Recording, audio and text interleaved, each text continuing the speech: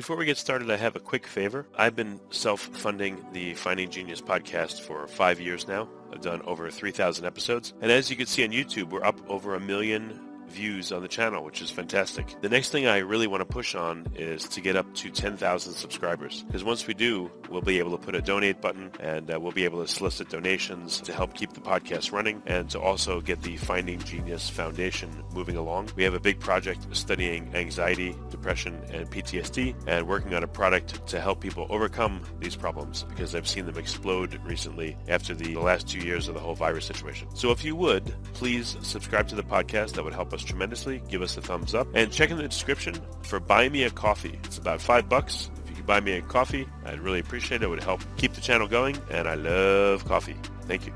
Forget frequently asked questions, common sense, common knowledge, or Google. How about advice from a real genius? 95% of people in any profession are good enough to be qualified and licensed. 5% go above and beyond. They become very good at what they do, but only 0.1% are real geniuses. Richard Jacobs has made it his life's mission to find them for you. He hunts down and interviews geniuses in every field: sleep science, cancer, stem cells, ketogenic diets, and more. Here come the geniuses. This is the Finding Genius Podcast with Richard Jacobs. Hello, this is Richard Jacobs with the Finding Genius Podcast. My guest is Dr. Philip Metzger. He's a planetary physicist, recently retired from NASA Kennedy Space Center, where he co-founded the KSC SwampWorks. So we'll get into that. He's now at University of Central Florida, still a part of the SwampWorks team. And so we'll talk about their research and his current work. So welcome, Philip. Thanks for coming. Hi, Richard. Glad to be here. Yeah, tell me a bit about your background, maybe some of the really exciting work you've done, and then we'll talk about what you're working on currently. Sure. Well, it was almost like I was destined to work in space. My dad worked on the Apollo program, and I grew up in a bedroom community for the Space Center. So everybody I knew, their parents were working out of the Cape, and I got to watch all the launches. And I just grew up assuming I would work in space one day. And eventually I did, sure enough, find my way into NASA. Worked on the space shuttle for about 10 years. I was a communications and navigation system engineer. And then I switched over to the space station, and I worked on the comm systems there, helped to put the space station together and test it and get it ready for flight. And then I went back to school for a PhD in physics, focused on planetary science, and co-founded the SwampWorks. And I've been working on technologies for the moon and Mars and asteroids ever since. Is the SwampWorks like a less noxious form of the skunkworks, or what does it mean? Well, yeah, we copied the idea of putting the word works. Like there's the Phantom Works and the Skunk Works and several others. So we thought, well, what's appropriate? We're at the Kennedy Space Center. It's very marshy out here, and we thought SwampWorks was better than MarshWorks, so we went with that. Okay, that makes sense. Well, what is, right before we get into the SwampWorks, what are some, since you've been around space and all these missions, what are some, misconceptions the public has about space and exploring space that you know of because you were so close to all these missions in the industry? Oh, well, goodness. That's such a wide open question. There's a lot people misunderstand, but I think maybe the biggest one, the thing that's going to affect everybody's life and they don't realize it yet, is that economic activity is moving into space, moving beyond the surface of planet Earth. I mean, for 50 years or more, 70 years, we've been having communication satellites circling the Earth, but we're on the verge of moving beyond that even. So we're going to start mining on the moon, mining asteroids, and doing industrial activity in space. And with AI and robotics on the trajectory they are currently, I think that by the end of the century or a few decades after that, there might even be more economic activity in space than there is on the Earth. So the next 40 to 70 years, I think, are going to be really pivotal in shaping the future of human civilization, and we're starting to see it happen right now. So what's some of the initial activity in space, driven by economics, and what do you think will be a few years until it's viable or available? Like what's the current activity look like and why?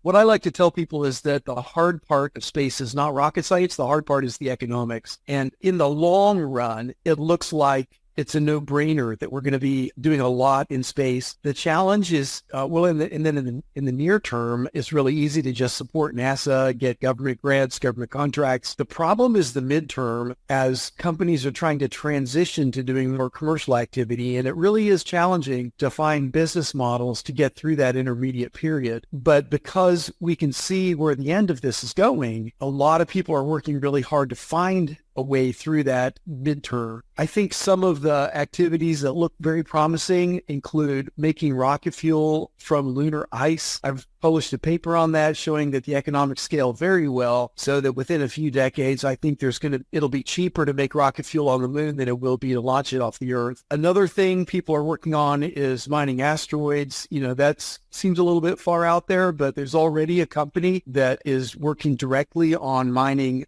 for platinum and bringing it back to sell in Earth's markets. And I have run a business case on that as well, and it looks like it'll work when you get to large-scale operations. So they're going to have to find a way to get through the scale-up period, but it does look like the economic case closes for that. So I think those are a couple of things we'll be seeing. Another one will be making gigantic structures in space that are too large to launch on a rocket. If you had gigantic antenna arrays in space, then you can provide data services that are currently not possible. We don't even think about it because our concept of what you can do is limited by what can fit inside the diameter of a rocket. It's like people say, it's like everything in space has to be pushed through a straw up into space. The straw is the diameter of that rocket. But once you start to do manufacturing in space, where you can get the raw metal from asteroids or the moon and start to build large structures, you could have antenna arrays that are 300 or 400 meters across that can put a minimal size beam width, like a 1 kilometer diameter beam width on the surface of the Earth, and paint the Earth with these tiny beam spots. And you could have millions of times greater data rate than what we think is possible using fiber optics or cell towers. What do you mean paint the Earth with beam spot? What do you mean? Is this to look at the Earth with higher resolution, or is it to provide a communications network?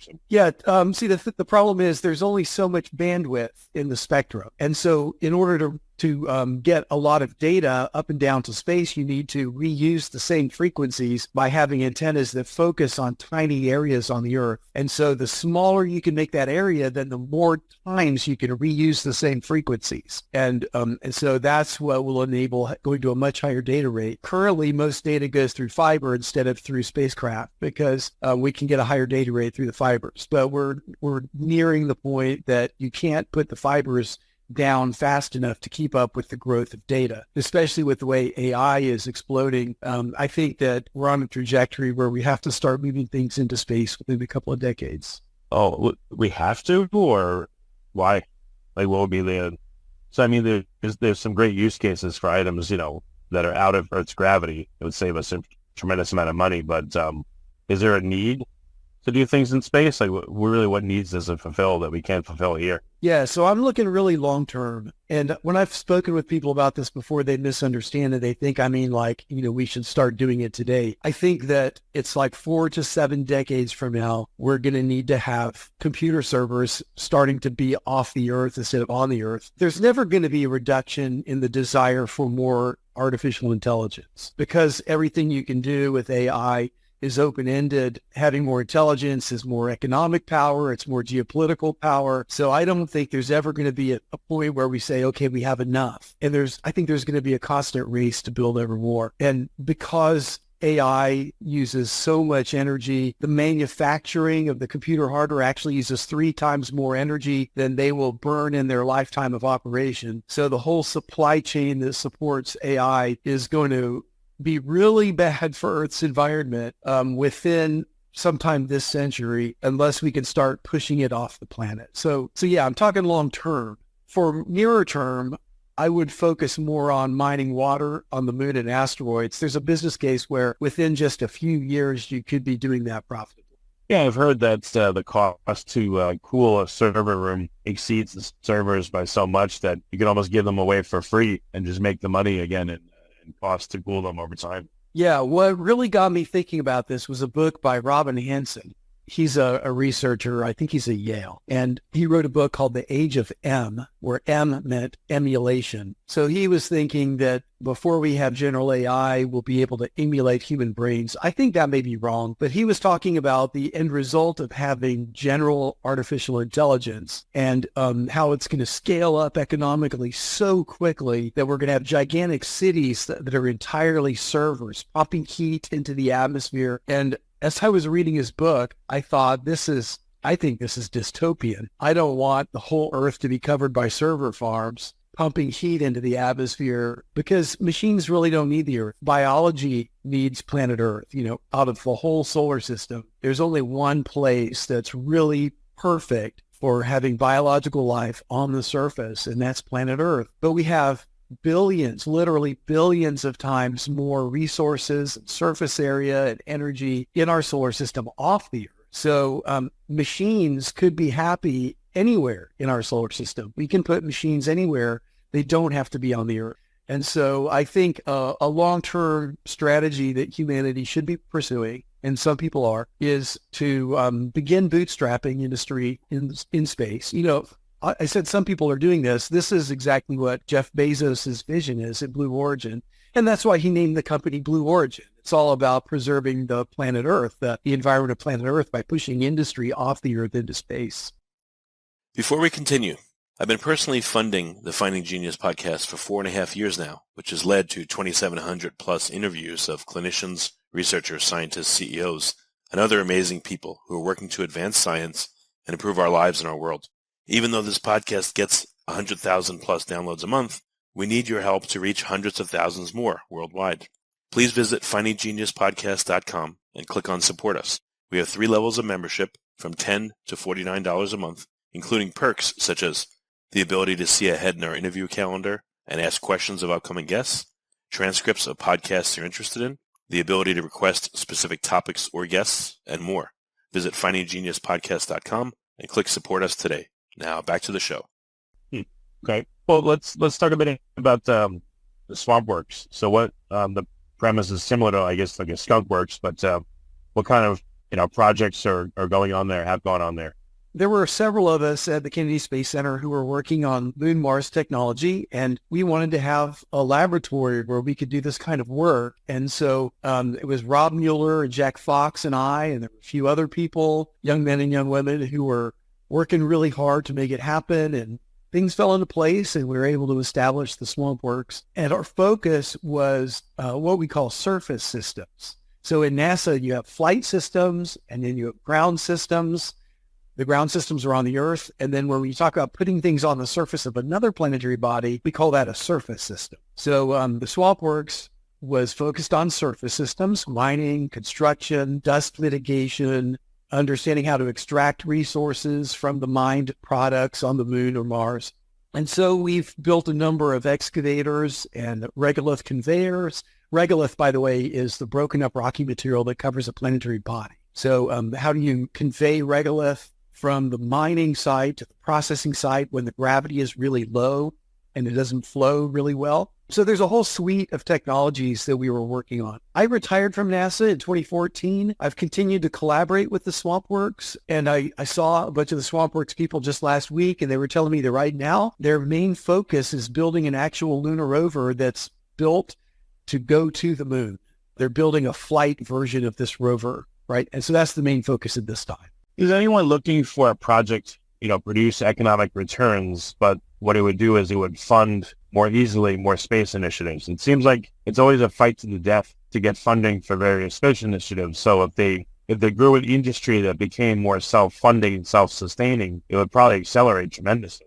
Yes. So back at the end of the Apollo program, when it was canceled by Richard Nixon, the last few missions were scrapped. NASA was thinking we were going to go on to Mars, and then it was just all canceled. A lot of people were very disillusioned. We kept waiting for NASA to get the next thing going, and it took forever. We started doing the space shuttle, and then it took forever to build the space station. And so a lot of entrepreneurs started talking about, hey, let's just do this ourselves. And they called it Space 2.0, or they called it New Space. They started trying to find business models that would be profitable so that they could self-fund extending civilization beyond planet Earth. I know a lot of these people, they are very idealistic. They're trying to make money, but their goal is not just to have money. Their goal is to make the money in order to fund advancing humanity beyond Earth. So I was at NASA interacting with a lot of these people, and I started to get frustrated because I mentioned the midterm, trying to get through the economic business case of the middle region. And as I was talking to all these companies and doing assessments of how can we navigate this economically, I started to think,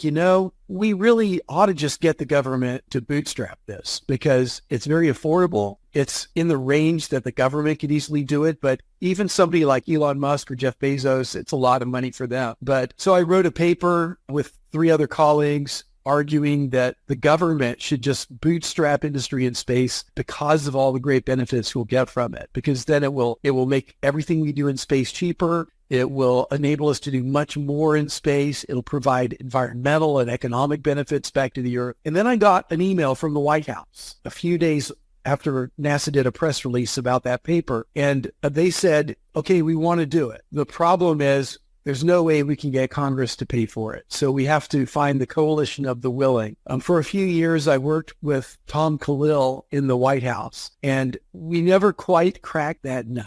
It's a tough problem, trying to figure out how to get through the funding of industry in that middle period. But we had a couple asteroid mining companies that went bankrupt. It was all in the news.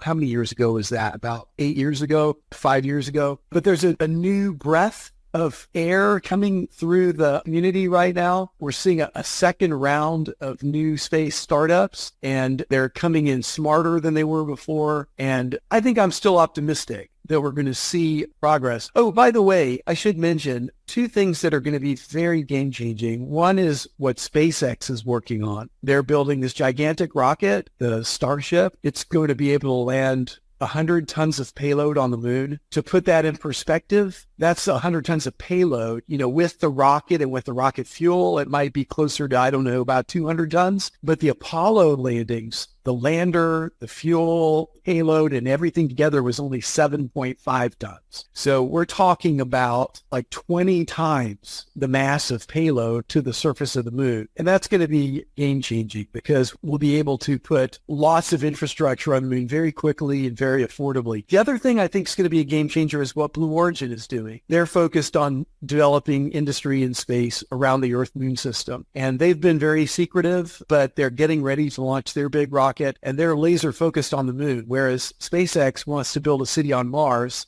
Blue Origin has chosen the moon as their main destination. Well, politically, the moon, various countries are trying to land there. How's someone going to set up, permanent operations on the moon? At that point, I would figure other countries would wake up and say, wait a minute. I guess it would galvanize probably a space race to the moon. But again, politically and rights-wise, what does the situation on the moon look like? Yeah, there's some thorny questions there. Right now, NASA, or the United States government, has an initiative called the Artemis Accords, where we're trying to create an international framework to answer these questions. And I forget the number of countries that are signed up. I think it's 30-something countries have now signed up on the Artemis Accords. European and Asian and African and Middle Eastern countries, South American. But notably, China and Russia have not signed up, and they seem to be working on their own separate initiative. They're trying to build an international lunar station, and they're working with a few countries that are very adversarial to the Western countries. So I don't know. It's going to take effort going forward. I don't think these issues are going to get worked out until we start doing things on the moon. But I hope that as we move forward, we'll be able to avoid conflict. But admittedly, it is thorny. Okay. I heard mention of a space elevator, I guess a physical elevator somehow that would allow us to transport items closer to the outer edge of the atmosphere and maybe save on fuel. Is a project like that in the works? Is it at all viable, the concept? Yeah, there are some people that are enthusiastic about that idea, but I'm not one of them. It's really borderline to the edge of physics whether you could have a space elevator using carbon nanotubes, and that's the strongest thing we have for strength to weight ratio. The thing is that this fiber has to get thicker as it goes up because it has to support the weight of everything below, and it has to get very, very thick near the top. And the problem is getting that much carbon mass up there. And then this cable is going to be degrading because of cosmic radiation and ultraviolet light and micrometeoroids and space junk bombarding it, chipping it away. So people have argued you can't build it as fast as it's going to be degrading. So I'm not sure it's even possible. But a bigger problem is that if you built one, the amount of mass that you could put up and down that elevator per week would be really low. SpaceX is talking about launching their gigantic rocket something like 10 times a day. So that's going to be like 100 times the rate of what a space elevator could do. So I really don't think a space elevator is going to play much of a role here on the Earth. Now, the moon, it could be different. It's much more viable to put a space elevator on the moon because the gravity is lower. You can make the elevator come from the moon back toward the Earth. And so the influence of the Earth's gravity actually makes it even more benign. It cancels out some of the lunar gravity as you get higher off the surface. And so you don't even need to use carbon nanofiber. You can use an ordinary fiber that we use in industry like Spectra, and it'll be quite strong, quite adequate so that you can put a lunar elevator on the on the moon. People have also come up with concepts for doing something like an elevator on Mars, where the gravity is less than the Earth. So this kind of an exotic idea. It's not really something I focus on. I focus more on the actual industry, the mining, the manufacturing, and I'm trusting that the space transportation people are going to work on their piece. But what about like microsats or Cubesats? Does that have any legs, programs like that, where you have all, very light, very small form factor, obviously, barely any payload, but would those kinds of objects be able to go into space? Or, could you have a mother rocket that spews out, a bunch of Cubesats at a certain altitude? And would there be any benefits doing that? Yeah, and we're doing that now. There's a lot of rideshare opportunities that take Cubesats. So when SpaceX launches, they'll typically have some Cubesats on board that they'll kick out. The space station has been kicking out some Cubesats. But even the Starlink network that SpaceX is putting in orbit around the Earth is a whole lot smaller satellites that are launched in a cluster, and then they're all released at once. That's a little bit larger than Cubesats. But yeah, it's very viable, and it's actually happening. I don't know that there's this gigantic business case for Cubesats, and I don't think it's going to be scaling to some major game-changing activity, but it's very good for certain scientific applications. Universities are building them for research. It's very affordable we build Cubesats at the Florida Space Institute where I am, and we've launched them into space. So yeah, it's got its place. I think small satellites like that are also going to be useful in planetary exploration, where we can have a ship go out and launch a number of smaller spacecraft around one of the moons of Jupiter, for example. There's a lot of things you can do with swarming vehicles that extend your capability instead of having just one large vehicle. Any major projects that are getting close to fruition, or these are all in various 3, 5, 10-year timelines, and nothing major really is happening yet? Well, there are a few that are just about to happen. You remember that Intuitive Machines landed their lander. It tipped over, but it was landed, and they were able to communicate with the Earth successfully. That was just a couple of months ago. There's couple more launches that are going to land on the moon coming up this year, maybe early next year. One of them is going to carry a drill and a payload called Prime 1, which it'll be drilling down into the lunar surface at the south pole of the moon and pulling up the icy soil. And then there's a mass spectrometer called M-SOLO, which will be looking at the vapor coming off of those drill cuttings to try to determine that there actually is ice in the soil. I'm excited because I got to be a part of that project. They asked me if I could solve the physics of correlating the amount of vapor flux coming off the pile to the amount of ice by mass that is in the sand pile. And so I wrote software and delivered it to NASA that they'll be using during the mission to try to take those measurements. So I'm excited about that. There's another one coming up shortly after that called Viper. And that's a lunar rover, which is going to the south pole of the moon, and it will be driving around with a drill, doing the same thing that Prime 1 will do, but with additional instruments, and it will be mobile. So they're going to try to measure how the ice varies both laterally as they drive around and vertically as they drill in order to characterize the deposits of ice. The ice is important for scientific reasons and for the economic reasons. I've mostly worked on the economic part of it because you can make it into rocket fuel, and that can be game-changing to make us be able to go to Mars for a huge reduction in cost. But the scientific value is that this ice probably came from the disruption of the Kuiper Belt, which happened about 3.8 billion years ago, I forget the exact number. And we think that that disruption of the Kuiper belt was caused by the giant planets getting in synchronization with each other, kicking each other around. And that event may be what brought water into the inner solar system and carbon. And therefore, it helped to make Earth life supporting. So it's being able to measure that ice and characterize it and understand its history could give us insights to understand how much life there will be at other planets throughout the cosmos. And so it will help us shape our views of whether or not we're alone in the cosmos. So it's really fundamental, the most important science that I could think of to get back there and drill up that ice. And that's going to be happening in just a few months. Has the James Webb Space Telescope or the Hubble or both of them been trained on any of the planets in our solar system? And if so, is there any additional data that's come out? Yeah, so I have colleagues at the University of Central Florida who do astronomical observations. I'm not an astronomer, but I do sit next to them and hear them talking about it. They're using James Webb to do observations of Kuiper belt objects. They're trying to measure the composition of the ice out there in the Kuiper belt. If you could understand the chemistry, then that'll help us to understand the models of how the whole solar system formed, which helps us to understand the history of the Earth and of our sun. So yeah, they're doing a lot of work on that right now. That's one of the planetary astronomers are really excited about James Webb because the ability to study the Kuiper belt, which is the region beyond Neptune, it's dramatically greater now with this telescope. Okay. So what do you think is going to be possible, project-wise in the next, short term, next 5 years versus maybe 10, 20 and beyond? Okay. So a lot of space companies that I know are working on technologies. They're winning NASA grants. I do subcontracts for a number of these companies. So I'm working with them building lunar rover technology or mining technology or the ability to build landing pads on the moon. And by the way, you were talking about the possible conflict on the moon. One way to deconflict the moon is to build landing pads so that we're not sandblasting each other with rocket exhaust blowing dust globally at 6 times the speed of a bullet. So we think there may be a business case building landing pads on the moon. And so NASA is supporting a lot of this development. Also DARPA, which is a defense agency, they're supporting development of some of these technologies to help bootstrap the commercial activity on the moon. The National Science Foundation is funding some of it. Also, there's a lot of work happening in Europe. Luxembourg in particular is funding a lot of the work for commercial activity with the moon and moon and asteroids. And there's a lot of work in Asian countries and elsewhere. So right now, it's mostly developing the technologies, and we're also seeing work trying to constrain our models of the resources, like the Viper and the Prime 1 mission and others. China is sending missions to the moon, and other countries are as well.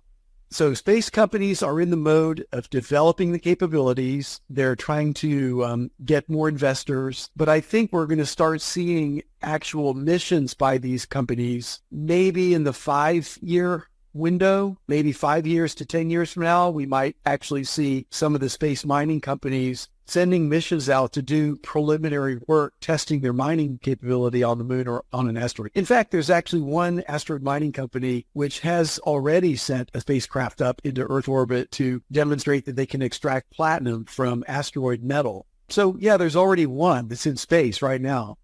Okay. Well, very good. Where can people go to keep tabs on your work and on, the forerunners in space exploration and development? What are some recommendations you have for resources?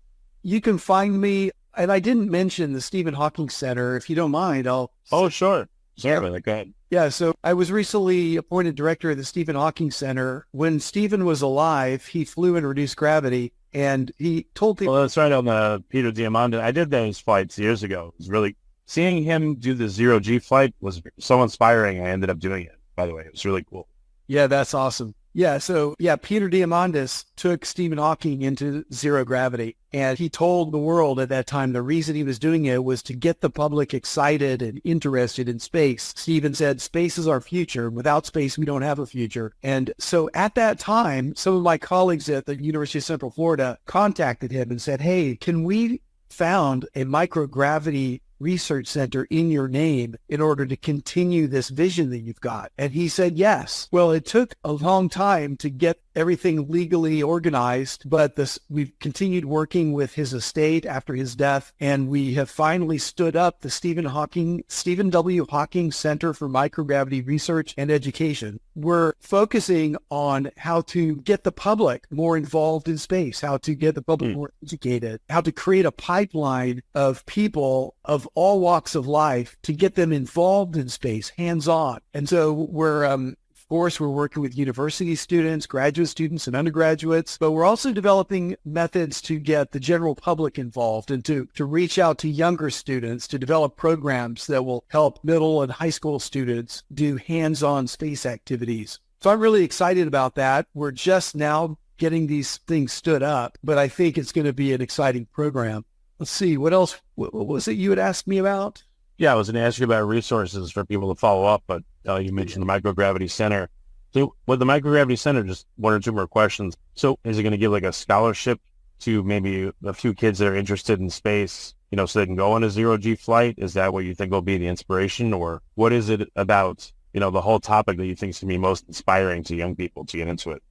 Well, we're still keeping some of our ideas secret at the moment because we're trying to develop them and we want to roll them out. So we're not quite ready to tell the world what we're going to be doing for these educational programs. But we do have a project that's in work right now developing classroom activities for middle and high school students that I think will be very exciting. And eventually, I really believe we're going to be taking people into space. I believe we're going to have a Stephen Hawking Center on the surface of the moon, maybe in 20 years. At first, it'll be just robotic. We'll be teleoperating robots. So we'll be having people on the Earth building the robots, building the technologies, testing them here on the Earth, and then we'll fly them up. We're expecting space transportation costs to go way down over the next 20 years. And so it should become affordable. And I think we'll start out with having robotic field test site on the moon, eventually having an outpost on the moon where people can visit. I was telling about this vision to a friend of mine who is a NASA person. And I told him, this sounds kind of big, putting people on the moon. And he said, stop. He said, Phil, look, that's not big enough. Stephen Hawking is bigger than the moon. You need to consider the whole solar system. And then the next morning I saw him again. He said, hey, I've been thinking about this more. The solar system is too small. Stephen Hawking is the whole cosmos. So, right for now, we're going to be thinking about the surface of the moon and asteroids. But yeah, point taken. Stephen Hawking has a great reputation for revolutioning our concept of space and time and cosmology. He did a lot of work on black holes. So we really hope we can build something that's worthy of his name and also worthy of our university, and something that will be very beneficial for humanity, for the future of our civilization, which will actually be taking people into space.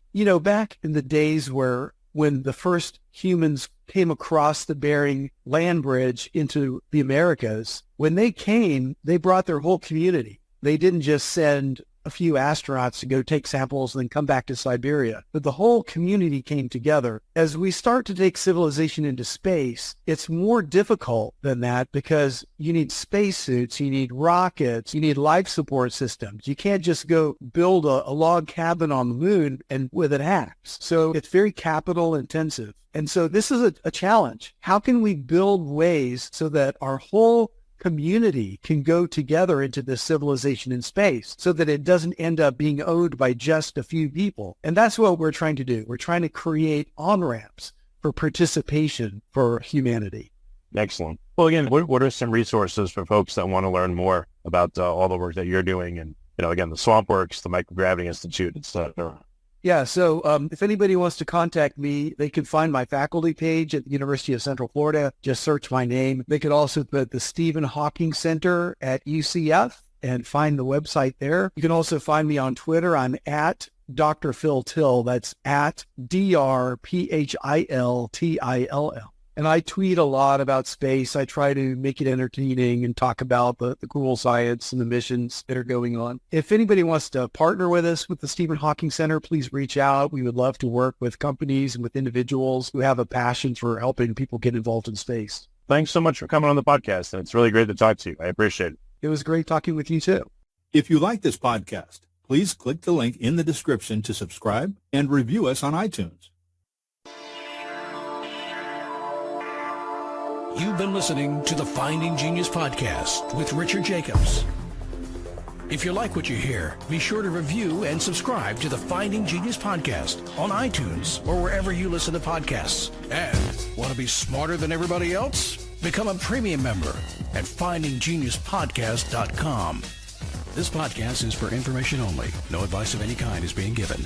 Any action you take or don't take as a result of listening is your sole responsibility. Consult professionals when advice is needed.